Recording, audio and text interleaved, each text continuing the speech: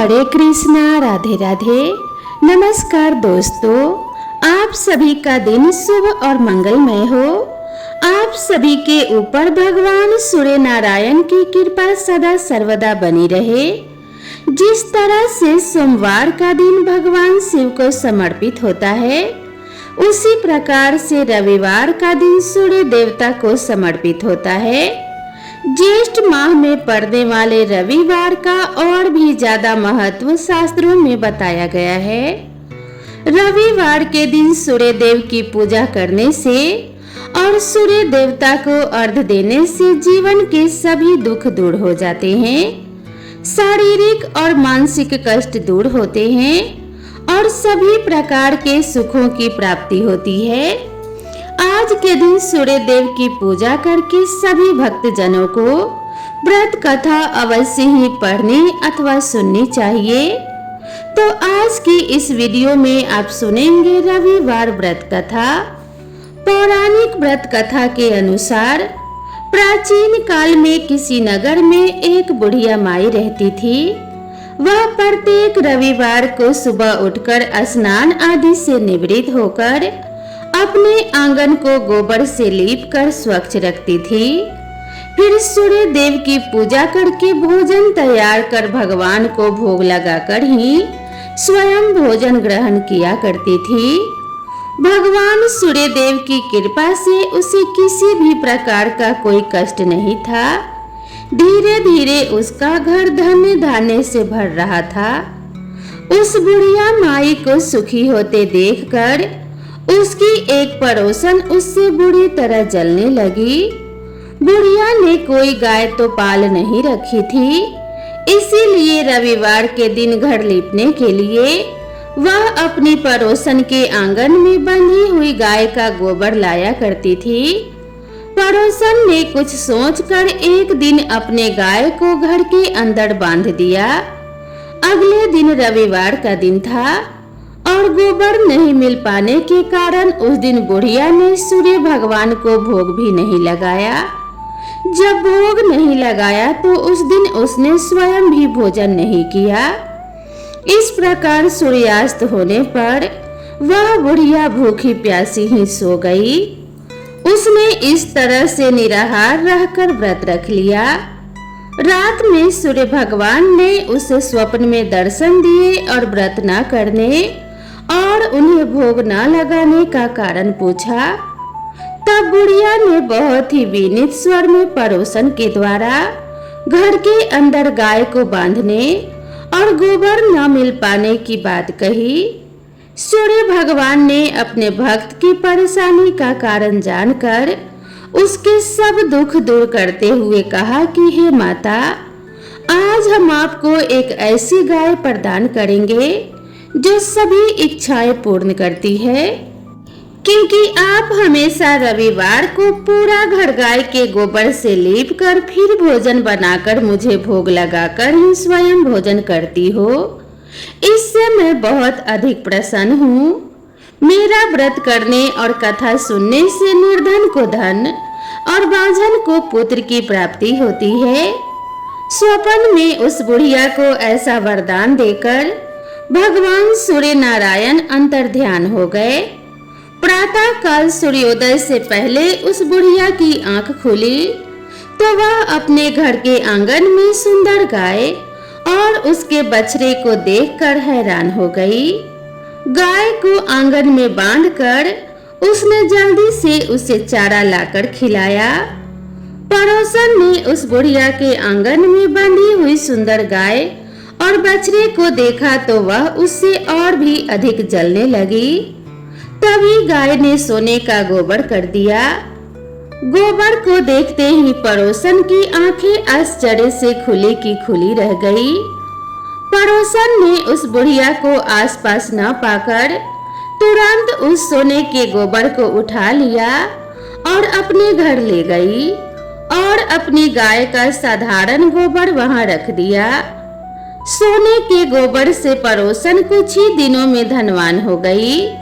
वह चुपके चुपके बुढ़िया के घर से गोबर ले आया करती थी और अपनी गाय का साधारण गोबर उसकी जगह पर रख दिया करती थी। बुढ़िया को इस बात की कोई खबर नहीं थी। गाय प्रतिदिन सूर्योदय से पहले सोने का गोबर किया करती और बुढ़िया के उठने से पहले ही वह चालाक पड़ोसन उस गोबर को उठाकर ले जाती थी। बहुत दिनों तक तो बुढ़िया को सोने के गोबर के बारे में कुछ भी पता नहीं चला। बुढ़िया पहले की तरह हर रविवार को सूर्य भगवान का व्रत करती रही और कथा सुनती रही। लेकिन सूर्य भगवान ने जब पड़ोसन की इस चालाकी को देखा, तब एक दिन उन्होंने बड़ी तेज की आंधी चलाई। आंधी का प्रकोप देखकर बुढ़िया ने गाय को घर के भीतर बांध दिया। सुबह उठकर बुढ़िया ने सोने का गोबर पड़ा हुआ देखा तो उसे बहुत बड़ा आश्चर्य हुआ।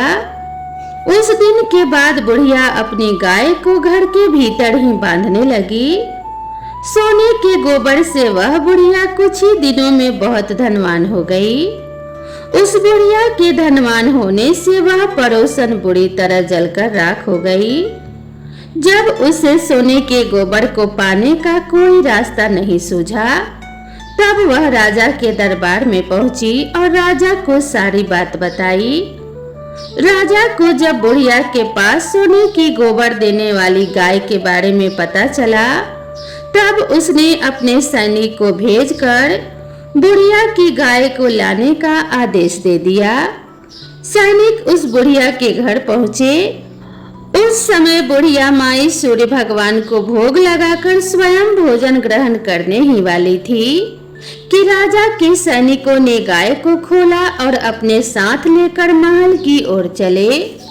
बुढ़िया ने सैनिकों से गाय को न ले जाने की बहुत प्रार्थना की, बहुत रोई, बहुत चिल्लाई, लेकिन राजा के सैनिक नहीं माने। गाय के चले जाने से बुढ़िया को बहुत दुख हुआ। उस दिन मारे दुख के उसने कुछ भी नहीं खाया और सारी रात सूर्य भगवान से गाय को पुनः प्राप्त करने की प्रार्थना करने लगी। दूसरी ओर राजा को गाय को देखकर बहुत खुशी हुई, लेकिन अगले दिन जैसे ही सुबह राजा उठा, सारा महल गोबर से भरा हुआ देखकर घबरा गया। उसी रात सूर्य भगवान उसके सपने में आए और बोले कि हे राजन, यह गाय उस बुढ़िया माई को लौटा देने से ही तुम्हारा भला होगा। रविवार के व्रत से प्रसन्न होकर मैंने ही उसे यह गाय भेंट स्वरूप दी है। सुबह होते ही राजा ने उस बुढ़िया को महल में बुलाकर बहुत से धन के साथ सम्मान सहित गाय लौटा दिया और अपनी इस गलती के लिए क्षमा भी मांगी। इसके बाद राजा ने पड़ोसन को दंड दिया।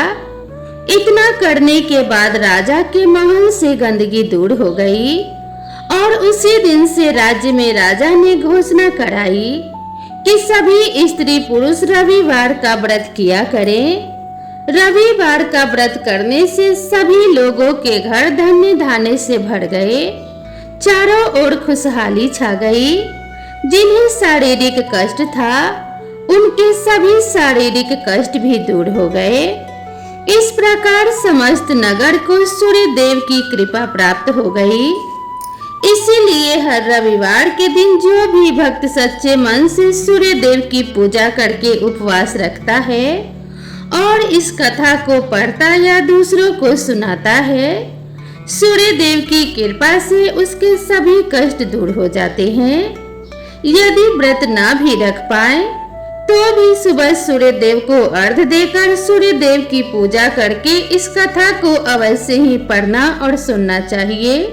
कथा के अंत में और शुरू में प्रेम से जयकारा बोलना चाहिए। बोलिए सूर्य नारायण भगवान की जय। अब आइए श्रवण करते हैं सूर्य देव की दूसरी कथा, जिसे सुनने मात्र से घर में सुख समृद्धि का वास होता है और सभी मनोकामनाओं की पूर्ति होती है। देवलोक के शिल्पकार विश्वकर्मा की एक पुत्री थी जिनका नाम था संज्ञा। वह दिन भर तपती धूप में खेला करती थी। सूर्य की तेज किरणों का जैसे उन पर कोई असर ही नहीं होता था। संज्ञा जब बड़ी हुई तो एक दिन विश्वकर्मा और उनकी पत्नी ने संज्ञा को बड़े मुग्ध भाव से सूर्य नारायण को निहारते हुए देखा। यह देख विश्वकर्मा बोले, देवी ऐसा लगता है हमारी बेटी सूर्य पर मोहित हो गई है। देख रही हो कितने मुग्ध भाव से सूर्य की ओर देखे जा रही है। मुझे भी ऐसा ही लगता है स्वामी, विश्वकर्मा की पत्नी ने कहा। सूर्य के सौंदर्य के प्रति संज्ञा का आकर्षण उनकी आयु के साथ बढ़ता ही गया। एक दिन विश्वकर्मा ने संज्ञा को अपने साथ हाथी पर बैठाकर सैर को निकले। अपनी पुत्री को सूर्य की ओर निहारते देख उन्होंने पूछा, बेटी अब तुम छोटी नहीं रही, सोचता हूँ जल्दी ही तुम्हारा विवाह कर दूं। बताओ किस देव को तुम चाहती हो। पिताजी, आकाश में सूर्य से बढ़कर कोई तेजस्वी नहीं है, संज्ञा ने उत्तर दिया। ठीक है, हम सूर्य के साथ ही तुम्हारा विवाह करा देते हैं, विश्वकर्मा बोले और अपनी पुत्री को लेकर सूर्य देव के पास पहुंचे। उन्होंने अपनी पुत्री की इच्छा सूर्य देव को बताई तो उन्होंने उनका प्रस्ताव सहर्ष स्वीकार कर लिया और बोले, आपकी पुत्री मेरे साथ विवाह करना चाहती है, यह तो मेरे लिए सौभाग्य की बात है, पर इनसे यह तो पूछ लीजिए कि क्या ये मेरा ताप भी सहन कर पाएगी। विश्वकर्मा संज्ञा को एक ओर ले गए और कहा, सूर्य देव का उत्तर तुमने सुन लिया बेटी, अब बताओ सहन कर लोगी हर ऋतु में उनका ताप। हाँ पिताजी, संज्ञा ने बड़े विश्वास के साथ उत्तर दिया।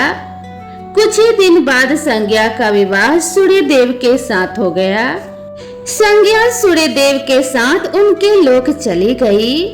पति के साथ संज्ञा के दिन सुखपूर्वक बीतने लगे। फिर उनके यहाँ एक पुत्र पैदा हुआ जिसका नाम रखा गया मनु। अनेक ऋषि मुनि बालक को आशीर्वाद देने आए। यह बालक ज्ञानियों में भी ज्ञानी होगा, ऋषियों ने भविष्यवाणी की। आशीर्वाद सच निकला। जब वह कुछ बड़ा हुआ तो ऋषि मुनियों से शिक्षा ग्रहण करने लगा। सूर्यदेव और संज्ञा को अपने बेटे पर बड़ा गर्व था। वे बहुत ही प्रेम से अपने बेटे का लालन पालन करते थे। अचानक एक बार ग्रीष्म ऋतु में सूर्य की किरणें बहुत ही प्रखर हो गई। उनका तेज अपनी चरम सीमा पर जा पहुंचा। संज्ञा की चमड़ी झुलसने लगी। सूर्यदेव ने उन्हें अपने पास बुलाया तो वह अपनी आंखों पर हाथ रखकर उनके पास पहुंची। सूर्यदेव बोले, संज्ञा मेरी ओर देखो, तुमने अपनी आंखें क्यों ढक ली है? नेत्र खोलो और मेरी ओर देखो, मैं तुम्हारा पति हूँ। स्वामी, आपके ताप से मेरी आंखें खुल नहीं पा रही हैं, संज्ञा ने कहा। इसका अर्थ तो यह हुआ कि तुम मुझे अपने से दूर कर रही हो। विवाह के पूर्व मैंने तुमसे पूछा भी था कि क्या तुम मेरा ताप सहन कर पाओगी। तुम्हारी सहमति पाकर ही मैंने तुम्हारे साथ विवाह करना स्वीकार किया था, लेकिन अब तुम अपने वचन से मुकर रही हो। सूर्यदेव ने कुछ क्रोधित होते हुए कहा। स्वामी, इसमें मेरा कोई भी दोष नहीं, संज्ञा बोली। आपका ताप ही इतना प्रखर है। सूर्यदेव और भी कुपित हो उठे और बोले, सुनो संज्ञा, प्राणवान वस्तुओं को जीवित रखने वाला मैं ही हूँ, परंतु तुमने मेरी ओर से आंखें बंद कर ली। अतः तुम्हारे गर्भ से जो भी बालक उत्पन्न होगा वह यम होगा। यम अर्थात मृत्यु का देवता। संज्ञा वहां से भाग जाना चाहती थी, लेकिन बच्चों का मोह उन्हें विवश किए हुए था। संज्ञा की एक सहचरी थी, उसका नाम था छाया, जो हूबहू संज्ञा की ही प्रतिलिपि थी। संज्ञा ने इस विषय में छाया से मदद लेने का निश्चय किया। संज्ञा ने छाया को बुलाया और अपनी समस्या बताई। संज्ञा की बातें सुनकर छाया बोली, मुझे क्या करना होगा? संज्ञा ने कहा, तुम संज्ञा बनकर मेरे पति के पास जाओ और उनकी पत्नी और मेरे बच्चों की मां बनकर वहीं रहो। छाया ने कहा, उन्होंने मुझसे पूछताछ की तो मैं क्या कहूंगी? संज्ञा ने कहा, कह देना कि मैं संज्ञा हूँ, परंतु भेद मत खोलना। छाया ने कहा, यह सब मैं करूंगी, लेकिन मेरी भी एक शर्त है। सूर्यदेव कभी मुझ पर बिगड़े या फिर साप देने लगे तो मैं सारा भेद खोल दूंगी। संज्ञा ने कहा कि ठीक है। छाया, अब जाओ और मेरे बच्चों को संभालो।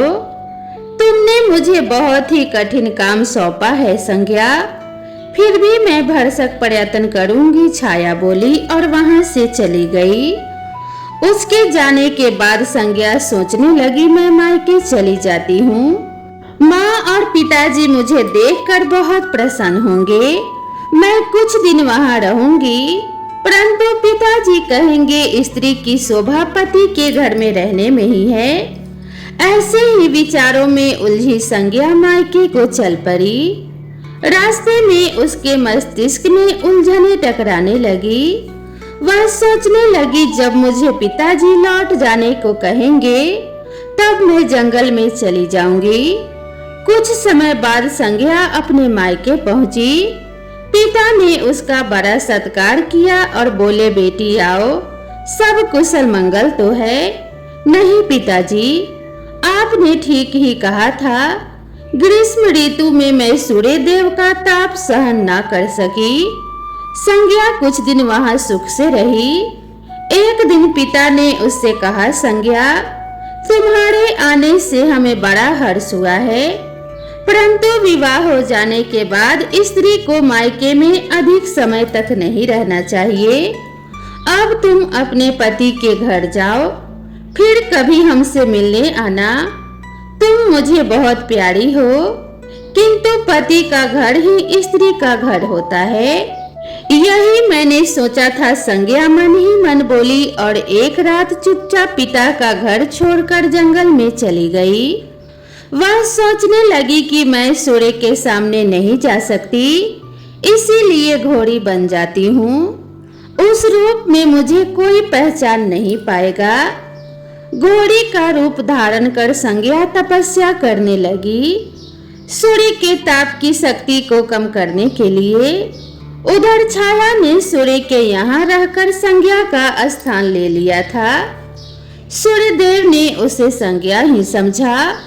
वे बोले, तुम लौट आई मेरे पास, क्षमा कर दो स्वामी, मैंने अपनी दुर्बलता को जीत लिया है। छाया खेद भरे स्वर में बोली। सूर्यदेव ने कहा, संज्ञा, मैं तो कब का तुम्हें क्षमा कर चुका, अब घर की जिम्मेदारी संभालो, बच्चों का लालन पालन करो।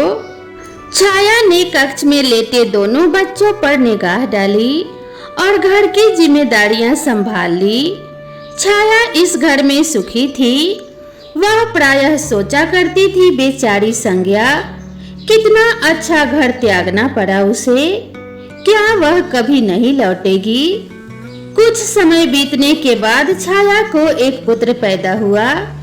पुत्र पैदा होने के बाद वह कुछ चिंतित रहने लगी और मन ही मन विचार करने लगी कि मुझे यह नहीं भूलना चाहिए कि मैं संज्ञा की छाया ही हूँ।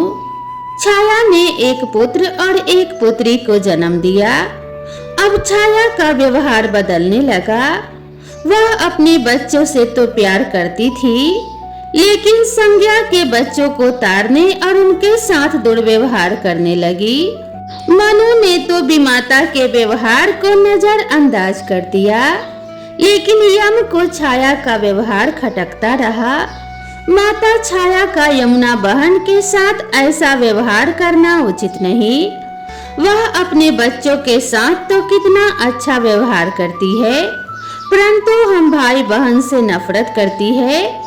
एक दिन तो हद ही हो गई। छाया ने यमुना के बाल पकड़े और उसे डंडे से पीटते हुए बोली कि तुम लोग मरते भी तो नहीं, मर जाओ तो मेरा पीछा छूटे। जब छाया देर तक यमुना को पीटती रही तो यम से रहा नहीं गया। उसने जाकर छाया का हाथ पकड़ लिया और गुस्से से बोला, बस माता, अब तुमने यमुना पर हाथ उठाया तो मुझसे बुरा कोई नहीं होगा। अच्छा, तेरी यह हिम्मत मुझे धमकी देता है। ठहर, आज मैं तेरे पिता से इसकी शिकायत करूंगी। छाया क्रोध से सिहर उठी। छाया ने तो इस डर से सूर्यदेव से शिकायत नहीं की कि कहीं उसका भेद उजागर न हो जाए, लेकिन यम और यमुना ने तंग आकर अपने पिता से उसकी शिकायत अवश्य कर दी। पिताजी, यह स्त्री हमारी माँ नहीं है। यम ने कहा, हाँ पिताजी, पुत्र माता से विमुख हो सकता है, परंतु माता की ममता कभी कम नहीं होती। यमुना भी बोल उठी, मैं देख लूंगा, तुम दोनों जाओ, डरो नहीं, सब कुछ ठीक हो जाएगा। ऐसा कहकर सूर्यदेव ने बच्चों को धैर्य बंधाया, लेकिन बच्चों के जाते ही वे सोच में पड़ गए। बच्चे ठीक कहते हैं, यह अवश्य ही कोई मायाविनी है।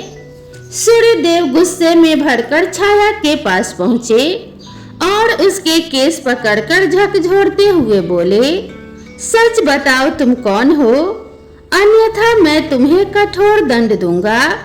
ठहरिए स्वामी, भय से कांपती हुई छाया बोली, मैं संज्ञा की छाया हूँ। वह आपकी देखभाल का भार किसी को सौंपे बिना नहीं जाना चाहती थी, इसीलिए मुझे आपके पास भेज दिया। वह कहाँ गई? सूर्यदेव ने पूछा। छाया ने कहा, अपने पिता के यहाँ। सूर्यदेव सीधे विश्वकर्मा के पास पहुँचे और उनसे पूछा, संज्ञा कहाँ है? वह तुम्हारे तेज से बचने के लिए यहाँ आई थी, विश्वकर्मा ने बताया। अब वह कहाँ है? मैंने ध्यान करके पता किया है कि उसने घोड़ी का रूप ले लिया है। वह जंगल में घूमती रहती है और तुम्हारे तेज को घटाने के लिए तपस्या कर रही है, विश्वकर्मा ने सूर्यदेव को बताया। तो आप मेरा तेज घटा दीजिए, फिर उसे खोजने के लिए चलते हैं, सूर्यदेव बोले। विश्वकर्मा ने सूर्यदेव के तेज का 8वां भाग छांट दिया, जिससे उनका तेज घट गया। फिर वे संज्ञा को खोजने निकले। उन्होंने राहगीरों से पूछताछ की कि तुमने इधर कोई घोड़ी देखी है? हाँ, एक विलक्षण घोड़ी को हमने नदी के पास विचरण करते देखा है, राहगीरों ने बताया। उसमें विलक्षण क्या बात है? वह घोड़ी मानवीय भाषा में बोलती है, देव राहगीरों ने उत्तर दिया। तब तो वह अवश्य ही संज्ञा होगी, सूर्यदेव बोले। घोड़ी सूर्य के निकट पहुंचे और कहा, संज्ञा, मैं सूर्य हूँ, तुम्हारा पति। अब तुम यह घोड़ी का रूप त्याग दो। जब तक मेरी मनोकामना पूरी नहीं होगी, मैं यह रूप नहीं त्यागूंगी। घोड़ी बनी संज्ञा ने उत्तर दिया। तुम्हारी मनोकामना तो पूरी भी हो गई है, सूर्यदेव ने कहा। सूर्यदेव ठीक कहते हैं बेटी, विश्वकर्मा बोले। मैंने इनके तेज का 8वां भाग कम कर दिया है। पिता से आश्वासन पाकर संज्ञा ने अपना घोड़ी वाला रूप त्याग दिया और अपने स्वाभाविक रूप में आ गई। वह हर्ष और विभोर से अपने पिता से लिपट गई और फूट फूट कर रोने लगी। फिर संज्ञा ने झुककर सूर्यदेव के पांव छुए और पूछा, स्वामी, हमारे बच्चे तो सकुशल हैं ना? हाँ, दोनों बच्चे ठीक हैं। मानो यम और यमुना को अब फिर से माँ मिल जाएगी। सूर्यदेव ने मुस्कुराकर कहा, मैं अब कभी भी अपना घर त्याग कर नहीं जाऊंगी, संज्ञा बोली। आप छाया को क्षमा कर देना और अपने साथ ही रखना। दोनों का मिलन देखकर विश्वकर्मा ने भी अपना आशीर्वाद प्रदान किया। जाओ और सदा सुख शांति से रहो। सूर्यदेव और संज्ञा सूर्यलोक पहुंचे और छाया और बच्चों के साथ आनंद पूर्वक रहने लगे। तो प्रेम से बोलिए सूर्य नारायण भगवान की जय। दोस्तों, आप सभी को यह वीडियो कैसी लगी कृपया कमेंट करके ज़रूर बताएं और इसी तरह की नई नई कथा और नई नई कहानियों के लिए मेरे चैनल से जुड़े रहें। तो मिलते हैं इसी तरह की नेक्स्ट वीडियो में। तब तक आप सभी दोस्तों से निवेदन है कि चैनल पर पहली बार आए हैं तो चैनल को सब्सक्राइब जरूर करें और इसी तरह की नई नई कथा और नई नई कहानी के लिए मेरे चैनल से जुड़े रहें। तो मिलते हैं नेक्स्ट वीडियो में, तब तक के लिए राधे राधे।